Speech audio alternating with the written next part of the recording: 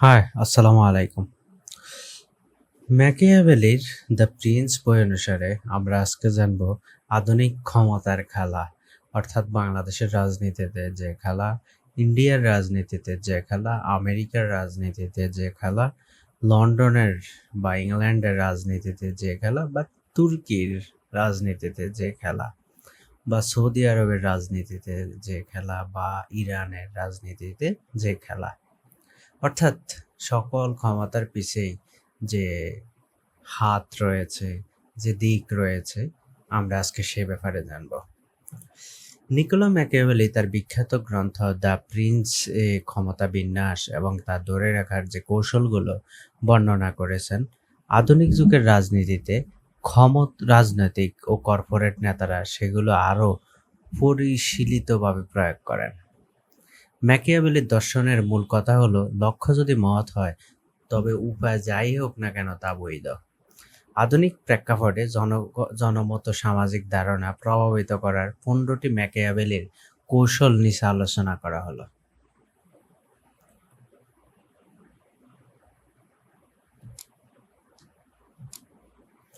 ক্ষমতার প্রাথমিক কৌশল সমূহ: ভালো মানুষ সাজার অভিনয়, দ্য অ্যাপিয়ারেন্স অফ বার্থ।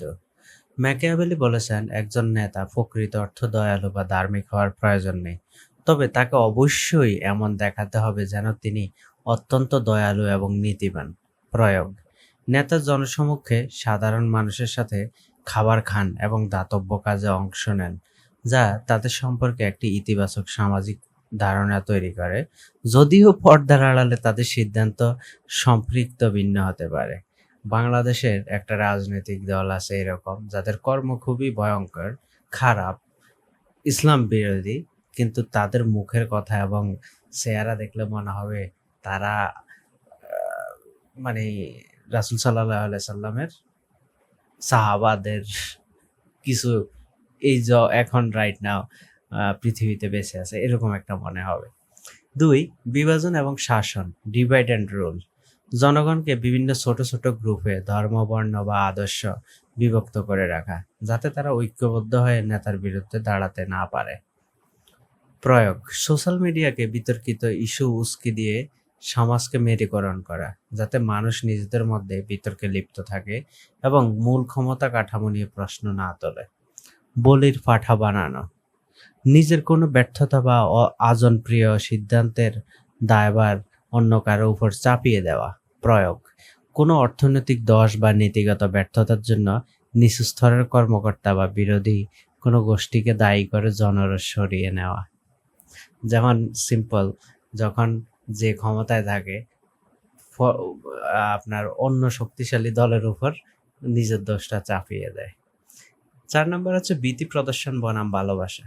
ম্যাকিয়াভেলির মতে ভালোবাসার চেয়ে ভয়ের মাধ্যমে শাসন করা নিরাপদ, কারণ মানুষ ভয় ফেলে বাধ্য থাকে। প্রয়োগ: আইনি কঠোরতা বা ক্যান্সেল কালচার, এর ভয় দেখিয়ে ভিন্ন মত দমন করা, যাতে অন্যরা ভয়ে জনমত পরিবর্তন করতে বাধ্য হয়।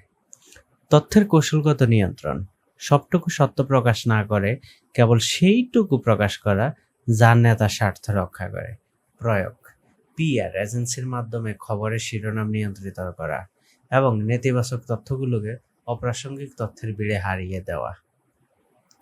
6 নাম্বার, সিংহ এবং শিয়ালের সমন্বয়। নেতাকে সিংহের মতো শক্তিশালী এবং শিয়ালের মতো চতুর হতে হবে।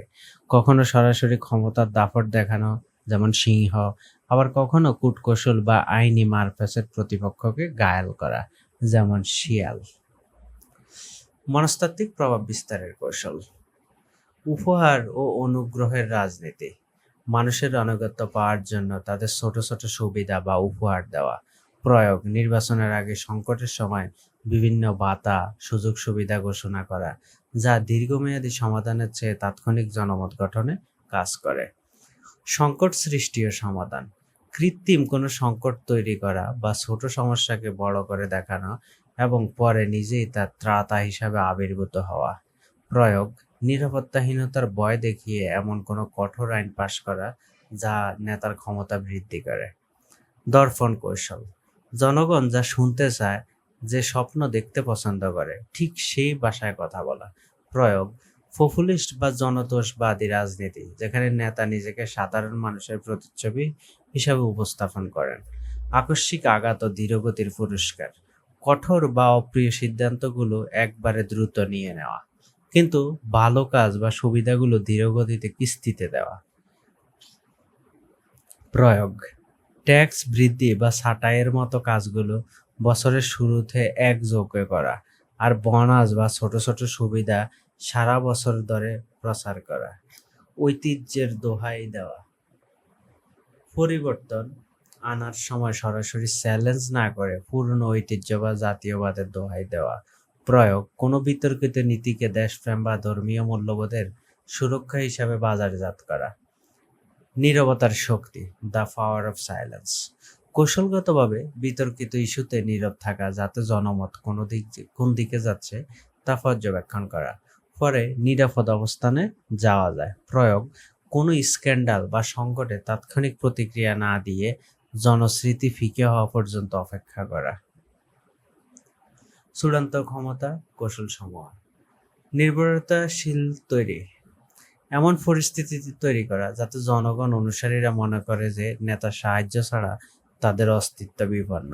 প্রয়োগ: এমন অর্থনৈতিক কাঠামো তৈরি করা যেখানে মানুষ সরকারি সাহায্যের উপর সরাসরি নির্ভরশীল হয়ে পড়ে। প্রতিপক্ষের চরিত্র হনন করা, প্রতিপক্ষকে যুক্তি খণ্ডন না করে সরাসরি তার ব্যক্তিত্ব বা নৈতিকতা নিয়ে প্রশ্ন তোলা। প্রয়োগ: সোশ্যাল মিডিয়া ট্রল প্রোপাগান্ডার মাধ্যমে বিরোধী দল ব্যক্তিগত জীবন বা অতীতকে কালিমালিপ্ত করা। 15. মহৎ লক্ষ্যের দোহাই: কঠোর বা অনৈতিক কোনো পদক্ষেপ বৃহত্তর জাতীয় স্বার্থ বা ভবিষ্যৎ প্রজন্মের কল্যাণ হিসাবে ব্যাখ্যা করা। প্রয়োগ: যুদ্ধের অজুহাতে নাগরিক স্বাধীনতা খর্ব করা বা উন্নয়ন প্রকল্পের নামে বাস্তুচ্যুত করা ঘটনাকে বৈধতা দান করা। সতর্কবার্তা ও বাস্তব প্রয়োগ: ম্যাকিয়াভেলির কৌশলগুলো কার্যকর হলেও এগুলো প্রায়ই নৈতিকতার দ্বন্দ্বে ভোগে। আধুনিক সচেতন সমাজে এই কৌশলগুলো ধরা পড়ে গেলে নেতার বিশ্বাসযোগ্যতা স্থায়ীভাবে নষ্ট হওয়ার ঝুঁকি থাকে। আধুনিক গণতন্ত্রে ম্যাকিয়াভেলির নীতিগুলো সরাসরি স্বৈরাচার হিসাবে নয়, বরং অত্যন্ত সূক্ষ্ম মনস্তাত্ত্বিক কারসাজি এবং জনসংযোগ কৌশলের মাধ্যমে প্রয়োগ করা হয়। বাস্তব বিশ্বে ঘটে যায় এমন 10টি উদাহরণ নিচে দেওয়া হলো। বিশ্ব রাজনীতিতে ম্যাকিয়াভেলির কৌশল। Brexit campaign.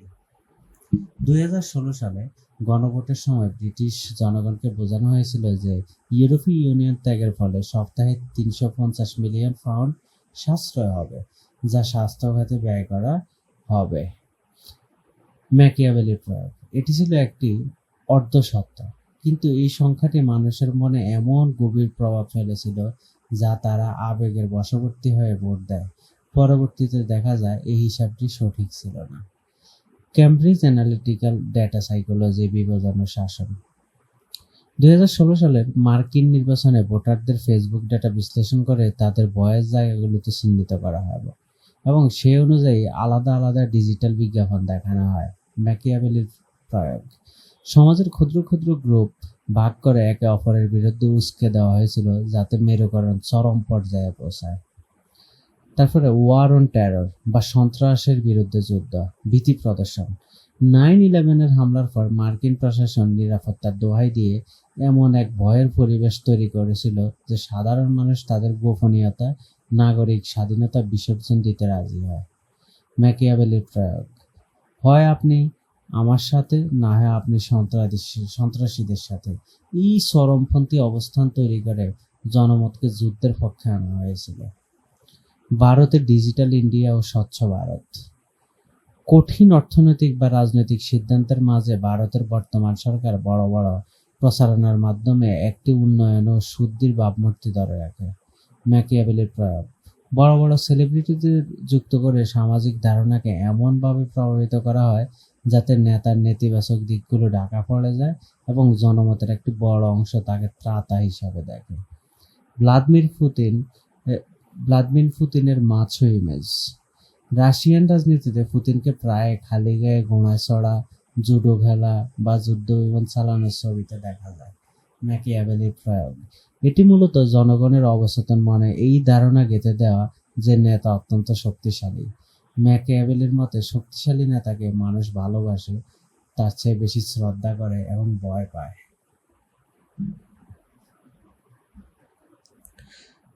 আধুনিক নেতাদের ম্যাকিয়াভেলির কৌশল। হাঙ্গেরির ভিক্টর ওরবান ও জর্জ সরস বলির পাঠা বানানো। হাঙ্গেরির প্রধানমন্ত্রী তার দেশের সব অভ্যন্তরীণ সমস্যার জন্য হাঙ্গেরিয়ান আমেরিকান ধনকুবের জর্জ সরসকে দায়ী করেন। ম্যাকিয়াভেলির প্রয়োগ। নিজের ব্যর্থতা আড়াল করতে একজন কাল্পনিক বা বাস্তব শত্রু খাড়া করা, যাতে জনগণের ক্ষোভ নেতার পরিবর্তে ওই শত্রুর দিকে ধাবিত হয়। ফিলিপাইনের রদ্রিগো দুর্তাতে ড্রাগ ওয়ার সংকটের সৃষ্টি ও সমাধান। দুর্তাতে মাদক সমস্যাকে দেশের অস্তিত্বের জন্য বড় হুমকি হিসাবে উপস্থাপন করেন এবং বিচার বহির্ভূত হত্যাকাণ্ডের পথ বেছে নেন। ম্যাকিয়াভেলির প্রয়োগ। সংকটের ভয়াবহতা বাড়িয়ে তোলা এবং নিজেকে কঠোর একমাত্র সমাধানকারী হিসাবে পেশ করা, ফলে মানুষ আইনের শাসনের চেয়ে নেতার কঠিন হাতে দমনকে বেশি গুরুত্ব দেয়। ডোনাল্ড ট্রাম্পের ফেক নিউজ স্লোগান। প্রতিপক্ষের চরিত্র হনন। ট্রাম্প তার বিরোধী যে কোনো মিডিয়া বা প্রতিষ্ঠানকে সরাসরি ফেক নিউজ বা জনগণের শত্রু হিসাবে অবহিত করতেন। ম্যাকিয়াভেলির প্রয়োগ। তথ্যের উৎসকেই বিতর্কিত করে দেওয়া। যখন মানুষ জানবে না যে কোনটা সত্য আর কোনটা মিথ্যা, তখন তারা কেবল তাদের নেতার কথাকেই ধ্রুব সত্য বলে মেনে বিশ্বাস করে শুরু করবে। নরেন্দ্র মোদীর সাওয়ালার ইমেজ। এটা হচ্ছে দর্পণ কৌশল। 2014 সালের নির্বাচনের সময় মোদি নিজেকে একজন সাধারণ চায়ের দোকানদার হিসাবে উপস্থাপন করেন। ম্যাকিয়াভেলির প্রয়োগ। এলিট বা অভিজাত রাজনৈতিক শ্রেণীর বিরুদ্ধে নিজেকে জনগণের একজন হিসাবে তুলে ধরা। এটি সাধারণ মানুষের সাথে নেতার একটি মনস্তাত্ত্বিক সংযোগ তৈরি করে। চীনের সোশ্যাল ক্রেডিট সিস্টেম। নির্ভরশীলতা নিয়ন্ত্রণ। যদি চীন পূর্ণ গণতন্ত্র নয়, তবে তারা আধুনিক প্রযুক্তির মাধ্যমে জনগণের আচার নিয়ন্ত্রণ করে। ভালো আচরণের জন্য পুরস্কার এবং মন্দ আচরণের জন্য শাস্তি দেওয়া হয়। ম্যাকিয়াভেলির প্রয়োগ। জনগণের উপর এমন এক অদৃশ্য নজরদারি এবং নির্ভরশীলতা তৈরি করা, যাতে তারা অবচেতনভাবেই শাসক গোষ্ঠীর প্রতি অনুগত থাকে। উপসংহার। আধুনিক নেতারা সরাসরি শক্তি প্রয়োগের চেয়ে সফট পাওয়ার বা পারসুয়েশন প্ররোচনা বেশি ব্যবহার করেন। তারা আপনার সোশ্যাল মিডিয়া ফিড, আপনার ভয় এবং আপনার দেশপ্রেমকে ঢাল হিসাবে ব্যবহার করে জনমতকে তাদের পক্ষে নিয়ে আসে। ম্যাকিয়াভেলির 500 বছর আগে যা বলে গেছেন, আজকে অ্যালগরিদম ঠিক সেই কাজগুলো আরো নিখুঁতভাবে করছে। সফট পাওয়ার, প্ররোচনা ও মনস্তাত্ত্বিক প্রভাব। অ্যালগরিদম, আধুনিক যুগের ম্যাকিয়াভেলি। জনমত, ক্ষমতার চূড়ান্ত লক্ষ্য। ওকে, দেন আমরা 2 নাম্বার পার্টটা পড়ি, দেখি এখান থেকে কি জানা যায়।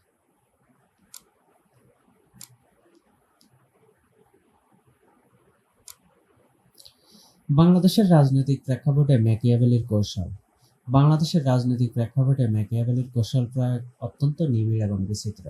গত কয়েক দশকের শাসন ব্যবস্থা এবং রাজনৈতিক সংস্কৃতি বিশ্লেষণ করলে এমন 10টি বাস্তবধর্মী উদাহরণ পাওয়া যায়, যেখানে নেতার জনমত ক্ষমতা নিয়ন্ত্রণে মনস্তাত্ত্বিক ও কৌশলগত চাল চলেছেন। এখানে বাংলাদেশের প্রেক্ষাপটে 10টি ম্যাকিয়াভেলির কৌশলের প্রয়োগ ও উদাহরণ দেওয়া হলো।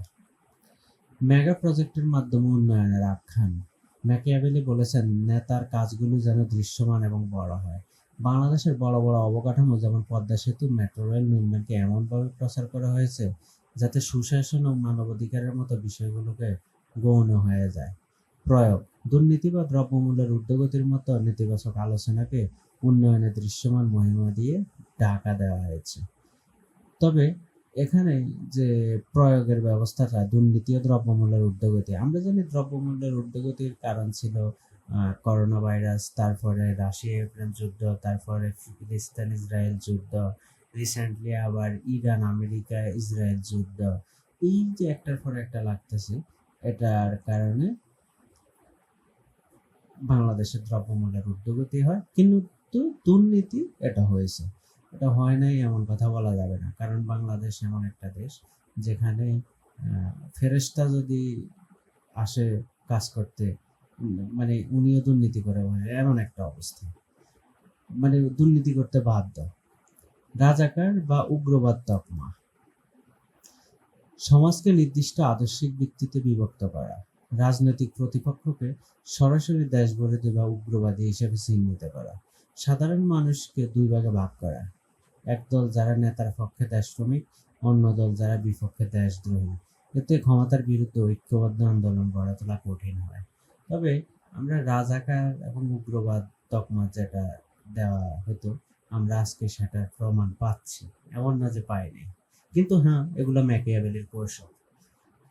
মামলা ও আইনি মারফেস প্রতিপক্ষকে ব্যস্ত রাখা, সরাসরি আক্রমণ না করে আইনি ব্যবস্থার মাধ্যমে প্রতিপক্ষকে কোণঠাসা করা। প্রয়োগ: বিরোধী দলীয় হাজার হাজার নেতাকর্মীর নামে গায়েবী মামলা দেওয়া হয়। এতে তারা রাজপথে নামাচ্ছে জামিন নেওয়া এবং আদালতে হাজিরা দিতে বেশি ব্যস্ত থাকে। সিভিল সোসাইটিকে নিজের দলে টানা। ম্যাকিয়াভেলি মনে করতেন যারা নেতার সমালোচনা করতে পারে তাদের হয় ধ্বংস করা উচিত, না হয় সুবিধা দিয়ে নিজের দলে টানা উচিত। প্রয়োগ: বুদ্ধিজীবী, সাংবাদিক এবং সুশীল সমাজের প্রতিনিধিদের বিভিন্ন গুরুত্বপূর্ণ পদ বা সুযোগ সুবিধা দিয়ে সরকারের মুখপাত্রে পরিণত করা হয়। গুম ও ভয়ের সংস্কৃতি। যখন মানুষ ভালোবাসা পাওয়া কঠিন হয়, তখন ভয়ের মাধ্যমে শাসন নিশ্চিত করা। ডিজিটাল নিরাপত্তা আইন, পরবর্তীতে সাইবার নিরাপত্তা আইন বা গুমের ভয় দেখিয়ে সাধারণ মানুষ ও সাংবাদিকদের মধ্যে একটি সেলফ সেন্সরশিপ তৈরি করা। ম্যাকিয়াভেলির কৌশল 6 থেকে 10। পারিবারিক উত্তরাধিকার ও আবেগ রাজনীতি। মানুষের আবেগ ও ঐতিহ্যের প্রতি টানকে রাজনৈতিক ঢাল হিসেবে ব্যবহার করা। নিজেদের দলের পরিচয় হিসেবে স্বাধীনতা যুদ্ধ, পারিবারিক ত্যাগের ইতিহাস এমনভাবে উপস্থাপন করা যেন তাদের বিরোধিতা করা মানে এই স্বাধীনতার বিরোধিতা করা। তত্ত্বাবধায়ক সরকার ইস্যুতে কৌশলগত চাল। একই ইস্যুতে ভিন্ন ভিন্ন সময় ভিন্ন অবস্থান নেওয়া, যা কেবল ক্ষমতা রক্ষার অনুকূলে থাকে। প্রয়োগ: কোনো দল যখন ক্ষমতায় থাকে তখন তত্ত্বাবধায়ক সরকারের বিরোধিতা করে, আবার যখন বিরোধী দলে গেলে সেটার জন্য জানমাল বাজি রেখে আন্দোলন করে। এটি সম্পূর্ণ ক্ষমতায় টিকে থাকার একটি কৌশল। নির্বাচন ইঞ্জিনিয়ারিং ও বিনা প্রতিদ্বন্দ্বিতা। ক্ষমতা ধরে রাখার জন্য যে কোনো উপায় অবলম্বনকে বৈধ মনে করা হয়। 2014, 18 এবং 24 এবং 26-এর নির্বাচনের মতো মডেল তৈরি করা, যেখানে জয় নিশ্চিত করতে নির্বাচনের আগের রাতে বা বিনা প্রতিদ্বন্দ্বিতায় জয়ী হওয়ার কৌশল গ্রহণ করা। ষড়যন্ত্র তত্ত্বের ব্যবহার। দেশের যে কোনো সংকটে বিদেশি শক্তি বা অদৃশ্য শত্রুর ষড়যন্ত্রের দোহাই দেওয়া। প্রয়োগ: দ্রব্যমূল্য বৃদ্ধি, রাজনৈতিক অস্থিরতার সময় দায় স্বীকার না করে বরং তৃতীয় পক্ষ বা বিদেশি হাতের উপর দায় চাপিয়ে জনমনে বিভ্রান্তি করা। জনসমক্ষে সাধারণ জীবনযাপনের ছবি। নেতা অত্যন্ত সাধারণ এবং জনগণের একজন এমন ছবি প্রচার করা। প্রয়োগ: বড় নেতাদের সাধারণ পোশাকে রান্না করা, নাতি নাতনিদের সাথে খেলা করা, ক্ষেতের সবজি তোলার ছবি সামাজিক মাধ্যমে ভাইরাল করা। এটি নেতার কঠোর রাজনৈতিক ইমেজকে নরম ও আপন করে তোলে। সারসংক্ষেপ: আধুনিক দুঃশাসনের রূপান্তর। ম্যাকিয়াভেলির এই কৌশলগুলো বাংলাদেশের রাজনীতিতে অত্যন্ত কার্যকর প্রমাণিত হয়েছে। তবে এগুলো অতিরিক্ত প্রয়োগ যখন সাধারণ মানুষের দৈনন্দিন জীবন সংকট, যেমন মুদ্রাস্ফীতি বা বেকারত্বের চেয়ে বড় হয়ে দাঁড়ায়, তখন জনমত আবার দ্রুত ন্যায়ের বিপক্ষে চলে যাওয়ার সম্ভাবনা তৈরি হয়। আধুনিক বিশ্বে সরাসরি একনায়কতন্ত্রের চেয়ে গণতান্ত্রিক স্বৈরাচার বা হাইব্রিড রেজিমগুলো বেশি শক্তিশালী হয়ে উঠেছে। এটা জনগণের অধিকার কেড়ে নিতে এবং দুঃশাসন প্রতিষ্ঠা করতে এমন সব কৌশল ব্যবহার করে যা বাইরে থেকে বৈধ মনে হতে পারে কিন্তু ভেতরে অত্যন্ত ধ্বংসাত্মক। নিচে আধুনিক প্রেক্ষাপটে মানুষের অধিকার হরণ ও দুঃশাসনের প্রতিষ্ঠার 10টি মূল কৌশল দেওয়া হলো। দুঃশাসন প্রতিষ্ঠার কৌশল: বিচার বিভাগ ও আইন শৃঙ্খলা রক্ষাকারী বাহিনীকে রাজনৈতিক ব্যবহার। দুঃশাসনের আইন সবার জন্য সমান থাকে না, বরং আইনকে ব্যবহার করা হয় বিরোধীদের দমনের হাতিয়ার হিসেবে। উদাহরণ: রাজনৈতিক প্রতিপক্ষকে দমনে রাষ্ট্রীয় বাহিনী, পুলিশ বা গোয়েন্দা সংস্থা ব্যবহার করে গুম, বিচার বহির্ভূত হত্যা বা মিথ্যা মামলা দেওয়া হয়। এটি সাধারণ মানুষের মধ্যে গভীর ভীতি তৈরি করে। নজরদারি প্রযুক্তি। আধুনিক স্বৈরশাসকরা মানুষের ব্যক্তিগত জীবন প্রবেশ করতে উচ্চ প্রযুক্তির স্পাইওয়্যার ব্যবহার করে। উদাহরণ: ইসরায়েলি স্পাইওয়্যার পেগাসাসের মতো প্রযুক্তি ব্যবহার করে সাংবাদিক, অধিকার কর্মী এবং বিরোধী নেতাদের ফোন হ্যাক করা। এতে মানুষের বাক স্বাধীনতা ও গোপনীয়তার অধিকার পুরোপুরি নষ্ট হয়। ডিজিটাল নিরাপত্তা ও সাইবার আইন। মানুষের কথা বলার অধিকার কেড়ে নিতে নিরাপত্তার দোহাই দিয়ে কঠোর আইন প্রণয়ন করা। উদাহরণ, সামাজিক যোগাযোগের মাধ্যমে কোনো সমালোচনামূলক পোস্টের জন্য জেল জরিমানা বা কঠোর শাস্তির বিধান রাখা এটি মানুষকে সত্য বলা থেকে বিরত রাখে এবং সেলফ সেন্সরশিপ তৈরি করে। অর্থনৈতিক বৈষম্য ও অলিগার্ক তৈরি করা। ক্ষমতাসীনরা একটি নির্দিষ্ট গোষ্ঠী বা ব্যবসায়ীদের অনৈতিক সুবিধা দেয় যারা বিনিময়ে সরকারকে ক্ষমতা ধরে রাখতে সাহায্য করে। উদাহরণ, ব্যাংকিং খাত বা শেয়ার বাজার থেকে বড় অঙ্কের অর্থ পাচার করা এতে এবং সিন্ডিকেটের মাধ্যমে নিত্যপণ্যের দাম বাড়িয়ে সাধারণ মানুষের জীবন অতিষ্ঠ করে তোলা। প্রোপাগান্ডা ও তথ্যের বিকৃতি। দুঃশাসনের সত্যকে মিথ্যা এবং মিথ্যাকে সত্য হিসেবে প্রচার করা। উদাহরণ, রাষ্ট্রীয় গণমাধ্যম এবং ফেইড অনলাইন অ্যাক্টিভিটিসদের মাধ্যমে এমন প্রচার চালানো যে দেশে বিরাট উন্নয়ন হচ্ছে এবং যারা এর সমালোচনা করছে তারা দেশের শত্রু। ঠিক এর বিপরীতটাও করতে পারে। দুঃশাসন প্রতিষ্ঠার কৌশল 6 থেকে 10। নির্বাচন কমিশন ও গণতান্ত্রিক প্রতিষ্ঠান ধ্বংস করা। ভোটের অধিকার কেড়ে নেওয়া দুঃশাসন প্রতিষ্ঠার প্রধান ধাপ। উদাহরণ, নির্বাচন কমিশনকে অনুগত লোক দিয়ে সাজানো যাতে তারা কোনো প্রতিযোগিতামূলক নির্বাচন ছাড়াই সরকারকে বিজয়ী ঘোষণা করতে পারে। একে আধুনিক ভাষায় ইলেকটোরাল ইঞ্জিনিয়ারিং বলা হয়। মানবাধিকার সংস্থা ও এনজিওর পথ রুদ্ধ করা। যারা সরকারকে ভুল ধরিয়ে দেয় তাদের অর্থায়ন বন্ধ করে দেওয়া এবং আইনিভাবে নিষিদ্ধ করা। উদাহরণ, মানবাধিকার রক্ষায় কাজ করা দেশি বিদেশি এনজিওগুলোর উপর কঠোর নিয়ন্ত্রণ আরোপ করা যাতে তারা নির্যাতনের তথ্য বিশ্ববাসীর কাছে পৌঁছাতে না পারে। শিক্ষা ব্যবস্থা ও মগজ ধোলাই। পাঠ্যপুস্তক বা তরুণদের মাঝে এমন আদর্শ ছড়িয়ে দেওয়া যা প্রশ্নহীন আনুগত্য শেখায়। ইতিহাসের বিকৃতি ঘটিয়ে বিশেষ ব্যক্তি বা দলের প্রতি পূজা তৈরি করা এবং মুক্ত চিন্তার পথ বন্ধ করে দেওয়া। সিভিল সোসাইটি বা সুশীল সমাজকে কোণঠাসা করা। শিক্ষক, আইনজীবী, সাংবাদিক এবং বুদ্ধিজীবীদের হয়ে ভয় দেখানো, না হয় সুযোগ সুবিধা দিয়ে সরকারের পক্ষে কথা বলতে বাধ্য করা।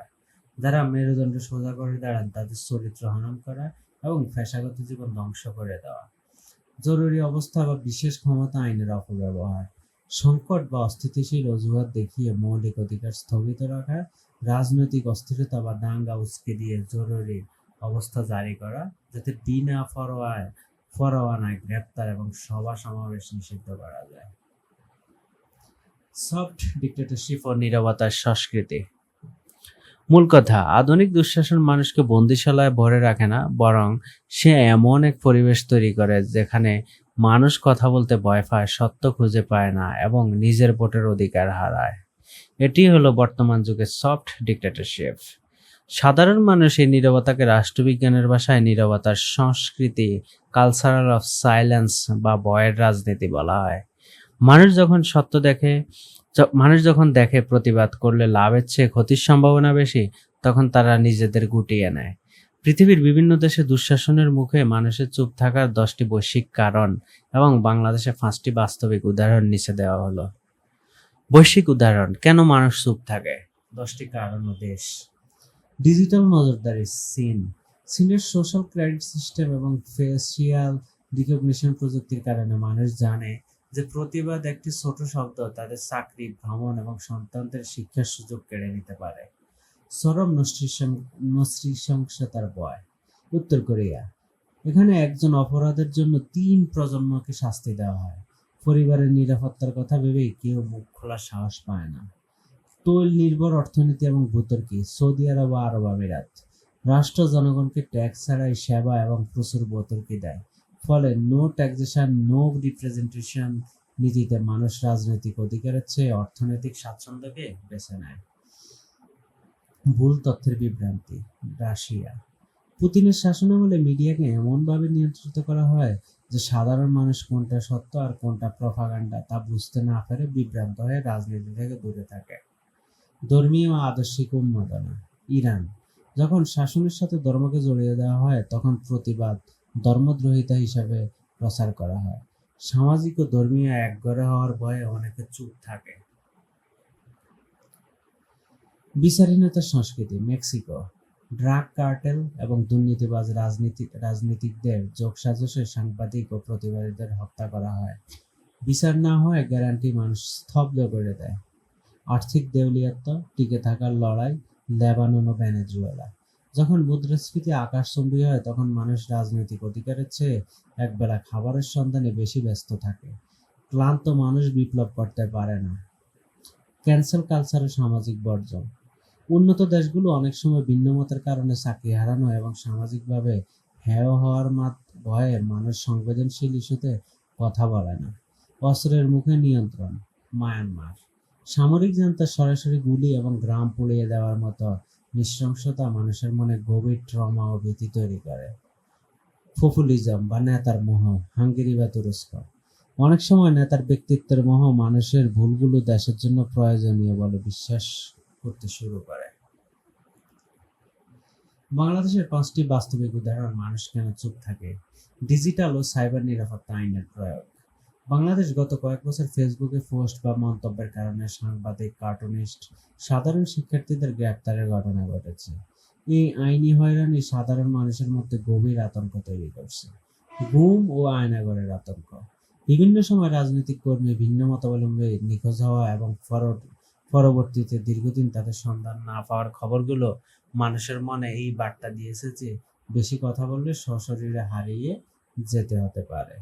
হেলমেট বাহিনী ও দলীয় ক্যাডারদের রাজপথে দখল।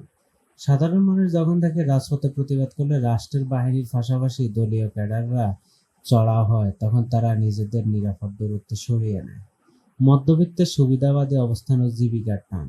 বাংলাদেশের একটা বড় অংশ সরকারি চাকরি বা ব্যবসার সাথে যুক্ত, যা যে কোনো না কোনোভাবে ক্ষমতার বলয়ের সাথে সম্পৃক্ত। প্রতিবাদের ফলে লাইসেন্স বাতিল বা বদলি হওয়ার ভয়ে তারা অন্যায় দেখেও মুখ বুজে থাকে। নির্বাচনী ব্যবস্থার প্রতি অনাস্থা। 2014, 18, 24 নির্বাচনের অভিজ্ঞতার সাধারণ মানুষ মনে করতে শুরু করছে যে ভোট দিয়ে যেহেতু পরিবর্তন আনা যাচ্ছে না, তাই প্রতিবাদ করেও লাভ নেই। এই রাজনৈতিক অনাগ্রহ এবং হতাশা মানুষকে নীরব করে দিয়েছে। সার কথা। ম্যাকিয়াভেলির সেই দর্শন মানুষকে হয় আদর করে, না হয় ধ্বংস করে দেয়। আধুনিক শাসকরা খুব ভালোভাবে প্রয়োগ করেন এই কথাটি। একদিকে মেগা প্রজেক্টের চাকচিক্য, অন্যদিকে জেল জুলুমের ভয়, এই দুইয়ের জাতাকলে পিষ্ট হয়ে সাধারণ মানুষ চুপ থাকতে বাধ্য হয়। দর্শক, তারপরে আমরা সংক্ষিপ্ত সামান্য একটু কথা বলে শেষ দিই।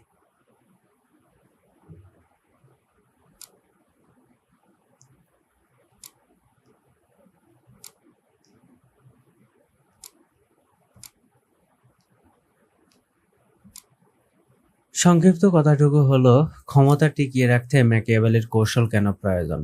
শাসন ব্যবস্থা বা ক্ষমতা টিকিয়ে রাখতে কোনো ম্যাকিয়াভেলির কৌশল বা এ ধরনের কঠোর নিয়ন্ত্রণ ব্যবস্থার প্রয়োজন পড়ে। তা রাষ্ট্রবিজ্ঞানের দৃষ্টিতে অত্যন্ত গভীর একটি বিষয়। শাসকরা মনে করেন শুধু সততা বা আদর্শ দিয়ে ক্ষমতা ধরে রাখা সম্ভব নয়, কারণ সমাজ ও মানুষের প্রকৃতি সবসময় সরল থাকে না। ক্ষমতা টিকিয়ে রাখতে এই কৌশলগুলোর প্রয়োজনীয়তার 5টি প্রধান কারণ নিচে দেওয়া হলো। 1. স্থিতিশীলতা বজায় রাখা। ম্যাকিয়াভেলির মতে একটি আগোছালো এবং অস্থিতিশীল রাষ্ট্রের চেয়ে একটি কঠোর শাসনে থাকা রাষ্ট্র জনগণের জন্য বেশি নিরাপদ। সমাজে বিভিন্ন স্বার্থান্বেষী গোষ্ঠী, ধর্মীয় বা রাজনৈতিক দল থাকে। এদের মধ্যে সংঘর্ষ এড়াতে এবং গৃহযুদ্ধ বা বিশৃঙ্খলা থামাতে শাসককে কৌশলী এবং কখনো কখনো কঠোর হতে হয়। মানুষের চঞ্চল ও অকৃতজ্ঞ প্রকৃতি। ম্যাকিয়াভেলি বিশ্বাস করেন মানুষ স্বভাবগতভাবে অকৃতজ্ঞ, স্বার্থপর এবং পরিবর্তনকামী। আজ যে জনতা নেতাকে ফুল দিয়ে বরণ করছে, কাল স্বার্থে আঘাত লাগলে তারাই তাকে টেনে নামাতে পারে।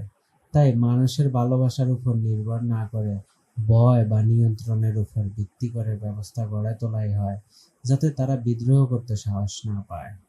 বহিঃশত্রু ও অভ্যন্তরীণ ষড়যন্ত্র মোকাবেলা। একটি দেশ বা শাসন ব্যবস্থা সবসময় ভেতরে বাইরে থেকে হুমকির মুখে থাকে। গোয়েন্দা নজরদারি, তথ্য নিয়ন্ত্রণ এবং প্রতিপক্ষকে কোণঠাসা করার কৌশল না থাকলে খুব সহজেই অন্য কোনো শক্তি বা দেশের ভেতরেই কোনো গোষ্ঠী ক্ষমতা দখল করে নিতে পারে। ক্ষমতা টিকিয়ে রাখা মানে হচ্ছে নিজের অস্তিত্ব রক্ষা করা। উন্নয়ন ও দীর্ঘমেয়াদী পরিকল্পনা বাস্তবায়ন। অনেক সময় বড় কোনো পরিবর্তন বা উন্নয়ন, যেমন কঠোর সংস্কার বা মেগা প্রজেক্ট করতে গেলে শুরুতেই জনগণের বিরোধিতার মুখে পড়তে হয়। গণতান্ত্রিকভাবে সবার মত নিতে গেলে অনেক সময় গুরুত্বপূর্ণ কাজ থমকে যায়। শাসকরা মনে করেন ক্ষমতা নিরঙ্কুশ থাকলে তারা তাদের ভিশন বা উন্নয়ন পরিকল্পনা দ্রুত বাস্তবায়ন করতে পারবেন, যা শেষ পর্যন্ত দেশের জনগণের জন্য ভালো। ব্যবস্থার ধারাবাহিকতা নিশ্চিত করা। একটি শাসন ব্যবস্থা মানে শুধু একটি ব্যক্তি নয়, বরং এর সাথে হাজার হাজার আমলা, ব্যবসায়ী এবং সুবিধাভোগী গোষ্ঠী যুক্ত থাকে। যদি শাসন ব্যবস্থা ভেঙে পড়ে, তবে এর পুরো গোষ্ঠী সংকটে পড়বে। তাই নিজের বলয়ের স্বার্থ রক্ষা করতে এবং ক্ষমতার ধারাবাহিকতা বজায় রাখতে এই কৌশলগুলি অপরিহার্য হয়ে পড়ে। দার্শনিক দৃষ্টিভঙ্গি। সংক্ষেপে একটি দার্শনিক দৃষ্টিভঙ্গি। ম্যাকিয়াভেলির দর্শনে একে বলা হয় রিজন অফ স্টেট, রেইজন ডেট, অর্থাৎ রাষ্ট্রের অস্তিত্ব টিকিয়ে রাখার জন্য যদি কোনো অর্থনৈতিক কাজ করতে হয়, তবে রাষ্ট্রের বৃহত্তর স্বার্থে তা বৈধ। সার কথা, সহজ কথায় শাসকরা মনে করেন ক্ষমতা হারানো মানে বিশৃঙ্খলা, আর ক্ষমতা ধরে রাখা মানে শৃঙ্খলা, আর এই শৃঙ্খলা বজায় রাখার জন্য যে কোনো মূল্য দিতে তারা প্রস্তুত। দর্শক, আজকে এতটুকুই। আপনার সময়ের জন্য অনেক অনেক ধন্যবাদ। দেখা হবে আরেক পর্বে।